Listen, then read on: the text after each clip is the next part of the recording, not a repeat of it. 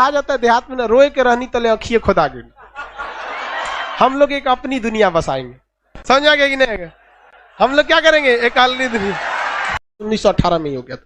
1939 में चालू हुआ सेकेंड वर्ल्ड वॉर। 1939 से लेकर 1945 तक जापान पर बम पटकाया, सब युद्ध खत्म हो गया। 1945 ये दो प्रथम विश्व युद्ध, द्वितीय विश्व युद्ध। इसके बाद चालू हुआ कोल्ड वार। कौन सा वार? Cold war. कोल्ड वार को हम लोग कहते हैं शीत युद्ध। अब दोबारा चालू हो रहा है शीत युद्ध। ये शीत युद्ध जो था ये चालू हुआ था 1945 से और ये चला था 1991 तक। 1991 46 साल तक चलने वाला ये सबसे जबरदस्त युद्ध था शीत युद्ध। इस शीत युद्ध में एक भी गोलियां नहीं चलाई गई थी। डायरेक्ट ये युद्ध चल रही थी अमेरिका और यूएसएसआर। उस समय सोवियत संघ नाम था इसका। उस समय 15 देश थे सब। इसका नाम क्या था? सोवियत संघ, जिसे अभी आप रूस देख रहे हैं। इन दोनों के बीच में भीषण युद्ध को क्या कहा गया? शीत युद्ध। इन दोनों ने आपस में एक भी गोलियां नहीं चलाई, एक भी गोली नहीं चलाई, लेकिन पूरी दुनिया में लाश का ढेर बिछा के रख दिया, पूरी दुनिया में कटवा के रख दिया शीत युद्ध के चल। कब तक चला ये? 91 में खत्म इसलिए हुआ कि सोवियत संघ 15 देशों में टूट गया, जिस वजह से ये युद्ध खत्म हुआ। शीत युद्ध क्या था? अमेरिका चाहता था कि पूरी दुनिया उसके फेवर में रहे, उसके हिसाब से काम करे। रूस चाहता था कि पूरी दुनिया उसके फेवर में रहे, उसके हिसाब से काम करे। तो एक ये हो गया और एक ये हो गया। इसे कहा गया पहली दुनिया। और इसी पहली दुनिया के चक्कर में, दूसरी दुनिया के चक्कर में पूरी दुनिया तबाह हो गई। जो गया अमेरिका के फेवर में उसको रूस धो देता था, डायरेक्ट अमेरिका को नहीं धोता था। जो गया उसको धो देता था, और जो रूस के फेवर में गया उसे अमेरिका धो देता था। जैसे आपको एक एग्जांपल देते हैं, आपका यहां देखिए इराक, कौन देश? इराक, सीरिया, ये किसके फेवर में थे? सब रूस के फेवर में। अमेरिका यहां विद्रोह खड़ा करा के दूर दिया किसको? इन लोग को। आप बताइए, क्या अमेरिका ने रूस में एक को गोली चलाया? क्या रूस ने अमेरिका पे चलाया? सद्दाम हुसैन चल गए। सद्दाम हुसैन चल गए, बशर अल असद चल गए, मोहम्मद गद्दाफी ये लीबिया में, होस्नी मुबारक मिस्र में, शेख अब्दुल्ला सालेह यमन में। इस सब सालेह नाम है, साले नहीं, कोनो काम का नहीं है सब। तो पहली दुनिया किसे कहा गया? जो देश अमेरिका के फेवर में थे। दूसरी दुनिया किसे कहा गया? इसमें क्या हमें पहली दुनिया में जाना चाहिए कि दूसरी दुनिया में? हाँ, ये समस्या भारत के सामने थी उस समय जब देश आजाद हुआ था और अंग्रेज हमें अंधेरी गली के मुहाने पे छोड़ के चले गए थे, जहां पता ही नहीं था कि कैसे क्या चीज चलता है। हम लोग यहाँ तो राजतंत्र था, उसके बाद अंग्रेज आए, सब लोकतंत्र पता ही नहीं था। बहुत सारी चीजें सिखा के भी गए थे अंग्रेज, क्योंकि हम लोग को सुप्रीम कोर्ट की स्थापना नहीं करनी थी, सारा सिस्टम पहले से था, संसद क्या होता है सब पहले से था, तो हम लोग को तो मिल गया। लेकिन जवाहरलाल नेहरू के सामने सबसे समस्या थी। ये जवाहरलाल नेहरू के समय का सबसे अच्छा स्टेप था, गुट निरपेक्ष। क्या था?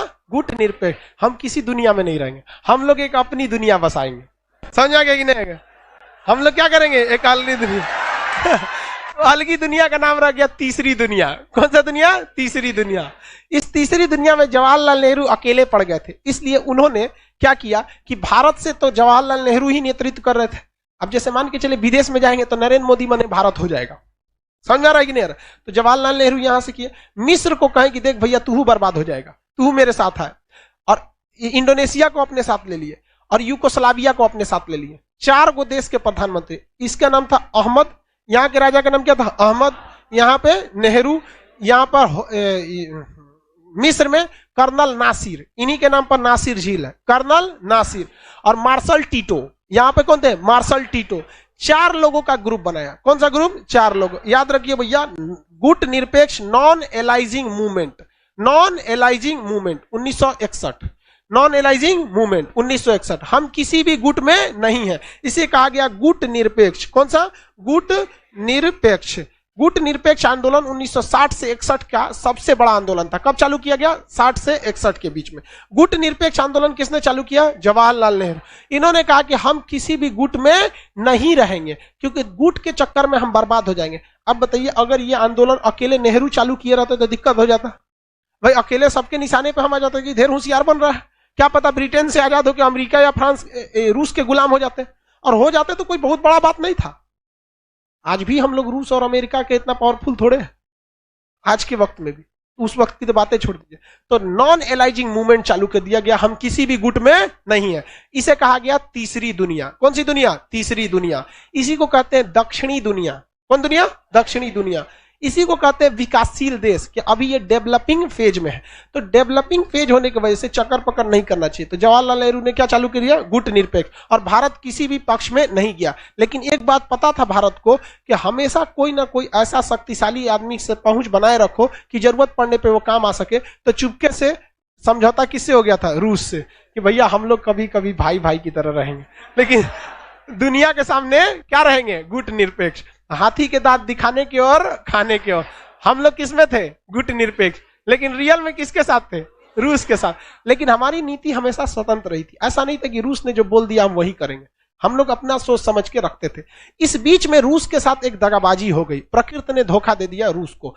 रूस की सेना बहुत विशाल थी और प्रथम विश्व युद्ध में सबसे ज्यादा लात खाया था कोई तो रूस। और रूस का ऊपरी भाग समुद्र से पूरी तरह बर्फ से ढक जाता है। ये एरिया क्या हो जाता है? ढक जाता है बर्फ से।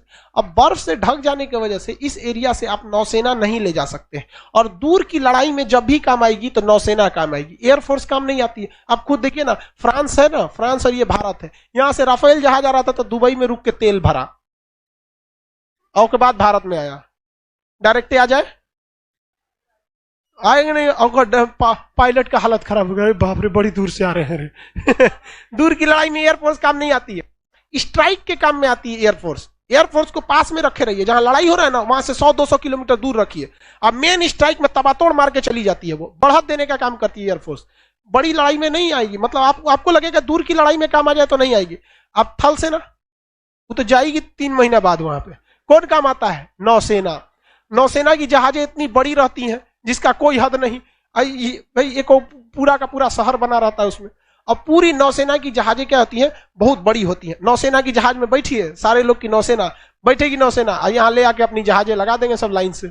उस जहाज के ऊपर दुनिया भर के एयरफोर्स रहेंगे। विमान वाहक पोत होते हैं ना, जहाजे के ऊपर लैंड कर जाते हैं। वहां से तोप टैंक मिसाइल मारते रहिए, धड़ाधड़। ये एरिया खाली हो जाएगा तो जहाजिया किनारे ले आके थल सेना को उतार दीजिए। क्या कर लिए? उतार दीजिए थल सेना। इतना एरिया कब्जा होगा, थल सेना 1 महीना के अंदर एयरपोर्ट बना देगी। यहाँ से जहाज ले आके एयरपोर्ट में उतार दीजिए, हाँ ये एरिया मेरा हो गया। अब उधर से ना थूरा जाता है धीरे धीरे। तो दूर की लड़ाई में हमेशा कौन काम आएगा? नौसेना। और नौसेना रूस की फंस गई ऊपर बर्फ में फंस गई। और जबकि अमेरिका की नौसेना यहां से यहाँ खोपड़िया पे जा सकती थी, यहां से मार देती। अब का रूस का कि ले भाई साहब, अब तो हमको इधर से आना पड़ेगा, इस एरिया से मारना पड़ेगा, बड़ी लंबा हो जाएगा, है कि नहीं?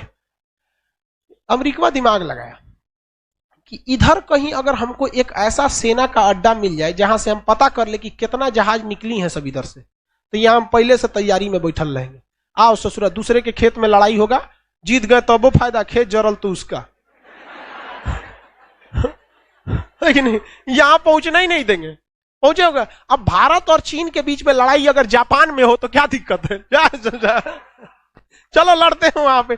यहां गलवान में हो गया इसलिए ना दिक्कत है। तो यही सोचा, इसलिए उसने सोचा कि क्या किया जाए, कौन से देश को पकड़े यहाँ पे जहां इजीली पकड़ा जा सकता है। तो मिल गया श्रीलंका। कौन देश? श्रीलंका। भारत से कहा कि भारत हमको यहाँ पे ट्रांसमिशन लगाने के लिए, बड़का रडार स्टेशन लगाने के लिए जमीन दो ना, वहां में एयरफोर्स वगैरह रखेंगे। तो भारत नेहरू ने उसको समझा दिया कि देखिए, आप क्लास ना किए हैं खान सर का, नॉन एलाइजिंग मूवमेंट, आपको ना पता है, हम लोग दूसरे दुनिया के हैं। तो भारत उसको नहीं दिया। तो ये किसके में चल गया? श्रीलंका में। श्रीलंका को पता था नहीं कि हम मोहरा बन रहे हैं। तो श्रीलंका को अमेरिका ने खूब लुभावनी वादे किए, पैसा दिया, बजट दिया, लोन दिया, एक से एक पैसा दिया। श्रीलंका खुश, वाह वाह, अमेरिका तो बहुत मान रहा है। बाबू तुमको सब समझाते हैं, जिंदगी में कोई अगर बहुत माने तो समझ जाना बहुत बड़का चीज मां, बहुत गड़बड़ है। इस दुनिया में हमेशा एक्सचेंज रूल लगता है। अगर आपको कुछ पैसा इन्वेस्ट करेगा तो आपसे भी रिटर्न खोजेगा। तो यहाँ तो इन्वेस्ट खूब किया। उसके बाद अमेरिका कहा कि सुनिए ना श्रीलंका, हमको यहाँ निचवा हम्बन टोटा बंदरगाह है आपका, श्रीलंका के निचला बंदरगाह का नाम क्या है? हम्बन टोटा बंदरगाह। ये दे दीजिए, हम यहाँ पर हम डेवलप करेंगे, आप भी यहाँ सामान मान लीजिएगा। हम यहाँ एगो रेडियो स्टेशन और ट्रांसमिशन स्टेशन बनाएंगे। आप बनाएगा तो केकरा पे नजर रखेगा? यहाँ से रूस पे। किस पे नजर रखेगा? रूस पे। इस एरिया से रूस पे नजर रख सकता है। अब रूस पगला गया, ऊपर से ठंडा में मर जाएंगे, नीचे से ट्रांसमीटर स्टेशन से पकड़ लेगा। कितना जहाज आ रहा है, मान के चलिए कितना बड़ा जहाज, 10 गो निकला, उधर 200 लगा देगा, पता ही नहीं चल पाएगा यहाँ पे। अब रूस पगला गया, कहा कि जा अब क्या करे। और रूस श्रीलंका को करेगा क्या उतना दूर से? तो भारत से कहा कि देख भारत, कुछ भी करना यार, तू बचा ले हमको यहां से, हम हमेशा तेरे साथ खड़ा रहेंगे, कसम खाते हैं। भारत ने कहा ठीक है, कोशिश करते हैं, हम देखते हैं यहां से कैसे भगाया जाता है इसको। इस बीच कहा जाता है देहात में ना, रोए के रहनी तले अखिए खुदा गिर। अब जबरदस्ती आदमी रोने वाला रहे, आंख खुदा जाएगा, मजे आ जाएगा, वो सोचा आधा घंटा रो देगा आदमी, है कि नहीं। बस इसी में हो गया। श्रीलंका में ना एक विवाद हो गया। श्रीलंका में एक व्यक्ति था जिसका नाम था प्रभाकरण। क्या नाम था? प्रभाकरण। प्रभाकरण श्रीलंका में बहुत ही प्रभावशाली था और वो बेसिकली तमिल था। क्या था? तमिल। अब हम दूसरा नक्शा बना देते हैं जिसमें श्रीलंका को आपको बड़ा करके दिखाते हैं। ये भारत है, भारत का ये एरिया कौन सा है? तमिलनाडु। कौन जगह है? तमिल। इसके नीचे का ये एरिया कौन सा है? श्रीलंका। श्रीलंका का ये एरिया में तमिलों की संख्या बहुत ज्यादा थी। तमिलों की संख्या क्या थी? ज्यादा थी। ये सोचो इसमें तमिल बहुत ज्यादा था सब। अब इसमें प्रभाकरण जो था उसको भारत सरकार से थोड़ा हिंट मिल गया। ये कहने लगा कि हमको अलग करिए, अलग देश। भाई साहब, ये दुनिया का पहला ऐसा आतंकवाद विद्रोही संगठन था। आतंकवादी संगठन वहां के लोग कहते हैं इसे, विद्रोही था एक तरह का, जिसकी खुद की एयरफोर्स थी। अब बताओ, भारत में नक्सलाइट है सबकी? नहीं है।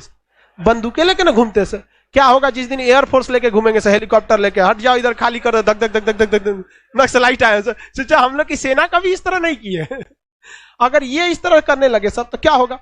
इसके पास अपनी क्या थी? एयरफोर्स। अपनी नेवी खड़ा कर लिया, अपना हथियार पूरी तरह खड़ा कर लिया। सपोर्ट किधर से मिल रहा था? भारत। अब भारत किस उम्मीद में कर रहा था? रूस। एक बार अगर बचा लिए रूस को ना, तो जिंदगी भर रूस हमारे काम आएगा। आज भी रूस भारत के लिए खड़ा रहता है, देखते हैं कि नहीं? चाइना हो जाए, अमेरिका हो जाए, सबके लिए खड़ा रहता है, क्योंकि भाई दोस्ती निभाए थे हम लोग भी यहाँ पर।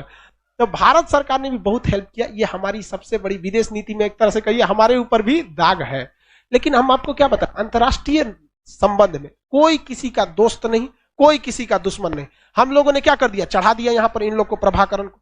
अब ये लगा थूरने यहाँ पर लोगों को, इतना जघन्य अपराध करने लगे सब ये सब, कि यहाँ के सिंघली बौद्ध जो थे या जो श्रीलंका के मेन लोग थे, वो लोग ससुरा धागे तक AK-47 लेके मारने लगा सब ये। और इन्होंने कहा कि ये एरिया हमारा है, LTTE, liberation tigers of Tamil इलम। इनका खुद का झंडा था, उसमें बाघ बना था। टाइगर है तो क्या बना रहेगा? बाघ। तो लिबरेशन टाइगर्स ऑफ तमिल इलम विद्रोही संगठन किसने बना दिया? प्रभाकर। किसने बना दिया? प्रभाकरण।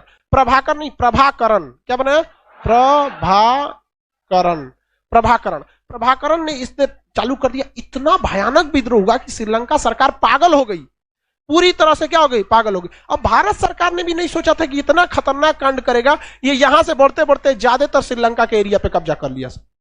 लो, अब ऐसा लगने लगा कि जैसे ये खुद अलग देश नहीं मांग रहे हैं, श्रीलंका को अलग कर देंगे, लो तुम जाओ उधर।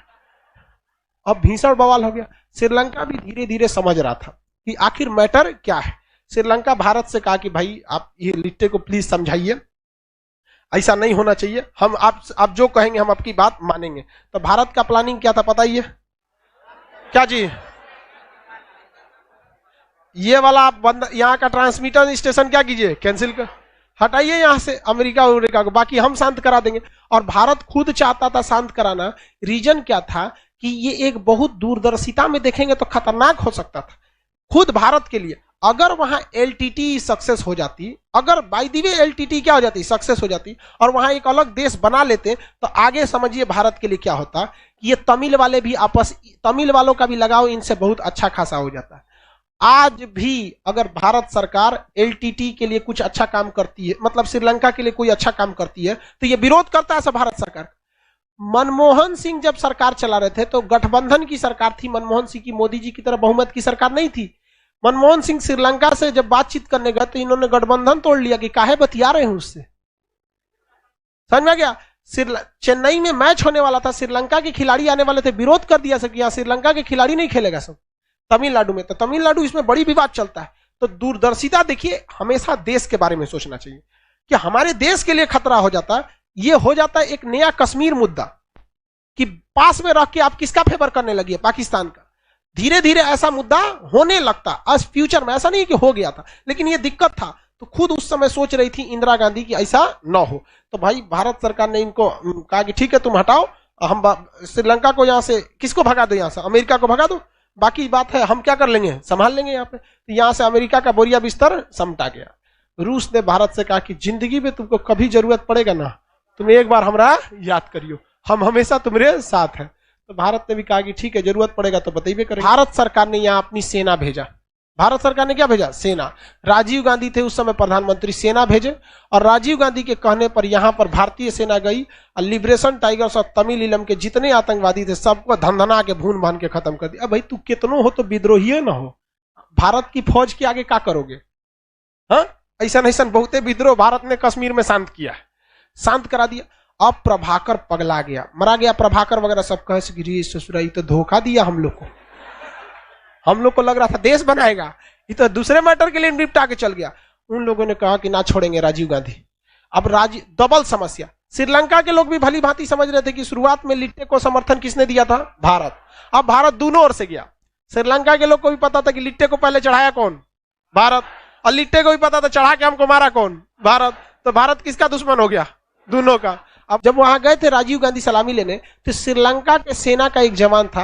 अब जब सलामी दिया जाता है ना बंदूक से इस तरह, तो उसमें गोली नहीं रहती। सलामी शस्त्र आप लोग एनसीसी वगैरह किए होंगे तो इस तरह से सलामी शस्त्र होता है यहाँ पे। तो सलामी शस्त्र होता है ना, ये बगल शस्त्र, बाजू शस्त्र, फिर सलामी शस्त्र, तो ऐसे सलामी शस्त्र दिया जाता है। तो सलामी शस्त्र जब दिया गया था ऐसे सलामी शस्त्र दिया था। और जब राजीव गांधी इधर से गुजरे ना, तो बट बंदूक का पिछला भाग क्या होता? बट मारा था, कंधा टूट गया था राजीव गांधी, श्रीलंका वाला।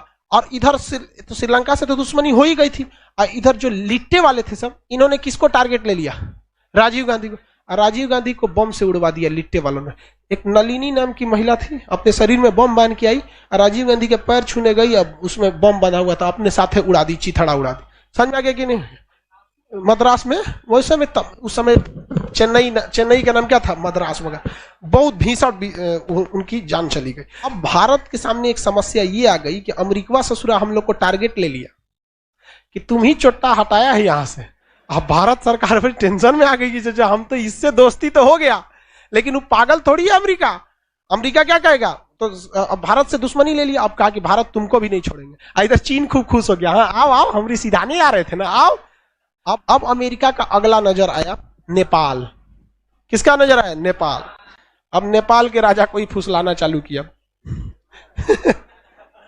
इन्हों के दिन खराब है, अभी देखिए ना, इनका दिन खराब है। भाई नेहरू पागल थोड़े था जो गुट निरपेक्ष में जा रहा था। श्रीलंका थुरा है ना अभी एलटीटी से, अब यहाँ नेपाल में गया अमेरिका। नेपाल को खूब पैसा वैसा दिया, एयरपोर्ट और बनवाने लगा, स्कूल कॉलेज खुलवाने लगा। तो नेपाल खूब खुश हो गया, वाह वाह, अमेरिका जैसा बड़ा देश हमारा का फेवर कर रहा है। देखो भाई साहब, अगर बड़े लोग या गुंडे बदमाश, इन लोग से दोस्ती बहुत खराब होती है। इससे सूर्य कब पलटते हैं से किसी को ठीक नहीं होता है। इन लोग की दोस्ती दुश्मनी का कोई ठीक नहीं होता, कब किधर चल जाते हैं। इसको अगर अच्छे से समझना है ना, तो बिहार की एक मूवी थी अपहरण, अजय देवगन की, नाना पाटेकर, अजय देवगन, उसमें देखिएगा बड़ा आदमी किस तरह पलट जाता है। इन लोग का कोई कोने थाली में पलटेगा से कोई ठीक नहीं होता। इसलिए भारत समझ रहा था कि भैया अमेरिका किसी का नहीं है। नेपाल खूब खुश, वाह वाह। अब नेपाल में एक बहुत बड़ी समस्या थी, आंख के मरीज। वहां पर जलवायु ऐसी थी कि आंख बड़ी जल्दी खराब हो जाता था। अमेरिका ने क्या किया? खूब डॉक्टर भेजा। अमेरिका में एक से एक डॉक्टर थे सब। ओ माय गॉड, आंख तुम्हारा खराब है, लाओ ऑपरेशन कर देते हैं। धड़ाधड़ वहां ऑपरेशन करना चालू किया। अब जहां जो चीज होता है ना, वहां के लोग, रीजनल लोग सीख जाते हैं। नेपाल को खूब पैसा दिया, आंखों बना हुआ है, डॉक्टर भेजा, मेडिकल सुविधा दिया। उसके बाद अमेरिका कह रहा है कि सुनो नेपाल, एगो सेना का अड्डा दे दो हमारा। नेपाल का एकदम ले लीजिए। हम कहा कि भाड़ा लगेगा, तो अमेरिका ने कहा कोई बात नहीं, हमारा पैसा का कमी थोड़ी है। अमेरिका खूब खुश हो गया, वाह, अगर यहाँ हमको सेना का अड्डा मिल जाए तो एक तो कूच देंगे हम। एक श्रीलंका में से यही भगाया था, कूच देंगे। यहाँ से नेपाल इसको, चाइना को बड़ी मजा ले रहा था, तोरो कूच देंगे। यही लगले यहाँ से रूस। उस समय रूस ये पूरा एरिया किसका था? रूस का। उस समय रूस का ये पूरा एरिया था, यहाँ तक इतना बड़ा। कहा कि यहाँ से रूस पड़ासे कितना पड़ेगा, एक बार में तीनों को मारेंगे। अब भड़क गया कौन? चीन। कौन भड़का था? चीन। कहा कि चोट्टा कहीं का, हमारी सीधाने तू लिया के सेना का अड्डा देते तुम यहाँ पे। इसने कहा कि कैसे किया जाए, तो चीन इतिहास से बहुत सीखता है। उसने देखा भारत कैसे कैसे श्रीलंका में कांड किया था। अब ऐसा ही कांड कहां खोज रहा है? नेपाल में क्या किया जाए? तो वहां एक अलग देश की मांग कर रहे थे सब। कहा कि नेपाल में अलग देश होगा कैसे, तो खाली पहाड़े हैं यहाँ पे, जनसंख्या ज्यादा है नहीं। तो क्या कहा कि कैसे यहाँ लड़ाई कराया जाए? तो वहां पे राजतंत्र था, राजा का शासन था। तो कुछ लोगों को यहाँ पर, चीन में शासन था माओ त्से तुंग का। किसका था? माओ से तुंग, माओ से तुंग। तो माओ से तुंग ने कुछ विद्रोहियों को घुसा दिया कहां पर, नेपाल में। हथियार दिया, पैसा दिया, ट्रेनिंग दिया, सब दिया। कहा कोई दिक्कत नहीं, तुमको जितना गोली चलाओ कोई हिसाब नहीं देना है, सब धन धना के क्या करना है, मारना है एकदम जबरदस्त नेपाल में। और क्या कहना है कि राजा का शासन नहीं रहेगा। रजवे ना एयरपोर्ट दे रहा है रजवे को उखाड़ फेंको यहाँ पे। अब उस जो माओ के कहने पे घुस गया सब माओवादी। कौन घुस गया सब, माओवादी। अरे भाई साहब नेपाल को इतना धो दिया सब कि अगले 18 से 20 साल तक नेपाल माओवादियों से लड़ता रह गया। गृह युद्ध फंस गया। उधर अमेरिका बोल रहा है एयरपोर्टवा बनाए, ठेका चालू करें। का भाग तुम यहाँ से, तुरंत भाग, छोटा कहीं का तोरे चक्कर में यहाँ सब हो रहा, हम नहीं समझ रहे यहाँ पे।